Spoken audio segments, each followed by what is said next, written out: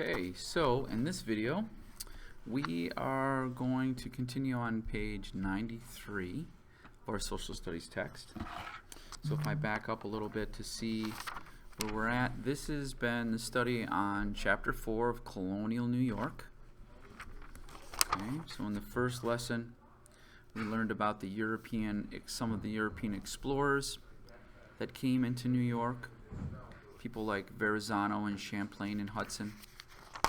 We learned about Champlain's voyage. We learned a little bit more on, if I jump ahead, we had started to talk about this Dutch West India Company and the businessmen that came in, and we were specifically looking at Fort Orange. Excuse me. Oh, excuse me. And the Lenni Lenapes,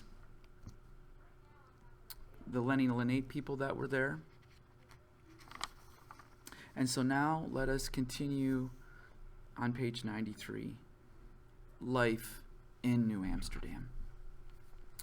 The Dutch settlers in New Amsterdam built tall, narrow brick houses like the ones in Netherlands.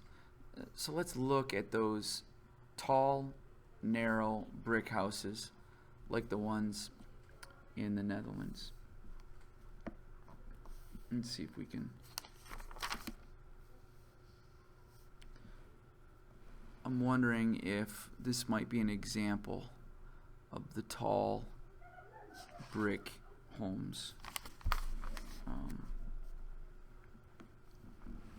Here's an example. The Van Allen house above was built of bricks in 1737. Lucas, his wife Elizabeth, and their 3 sons farmed 500 acres of land. So this is about life in New Amsterdam. In gardens behind the houses, they grew neat rows of vegetables. Businesses began to spring up. A sawmill here, a blacksmith shop there, a bakery across the street. Windmills were built to grind grain into flour. New Amsterdam was a busy town. There's homes, there's gardens, there's businesses, a sawmill, a business that cuts down lumber, makes lumber to build with, a blacksmith shop, a bakery across the street. Windmills were built to grind grain into flour. So this is a general overview of a busy town in New Amsterdam. A day in the life of Peter and Katerina.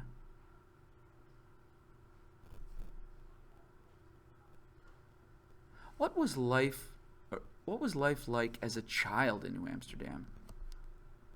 Well, 10-year-old Peter and 8-year-old Katerina wake in their warm feather beds. Their beds are built into the wall, and doors close to hide the beds during the day. Once they are awake, Peter and Katerina sit next to the fireplaces to keep warm. Time for chores. Peter gets water from the well. Katerina sweeps the floor. As their mother makes breakfast, their father chops wood. Katerina removes the table carpet, a large cover that keeps the table clean when no one is using it. They all sit down for breakfast of oatmeal and milk. After breakfast, Peter and Katerina go to school. They study religion, reading, and arithmetic.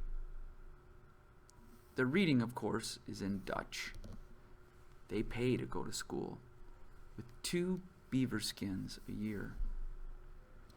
Children in New Amsterdam do not have summer vacation. They go to school all year long. At lunchtime, the children return home to eat. Their mother makes a big lunch. She makes a thick soup made with vegetables and meat like a stew. They also eat fish or pork at lunch. After a dessert of pie or pudding, everyone goes back to work or school. After school, Peter and Katerina do more chores. One job is to feed the horses. Then the children can go out and play. Sometimes they play games. In the winter, they go ice skating. After a dinner of bread, rice, salad, and applesauce, they open the doors to their beds and crawl in for a good night's rest. Like many Dutch children, the Rapalli children above may have eaten their oatmeal and milk from a porringer above left. The handle prevented burned fingers, so you can see the handle design here. So this metal pot made from a blacksmith shop. This design so they can hold on to it and they won't burn their fingers. Excellent. That ends page 93.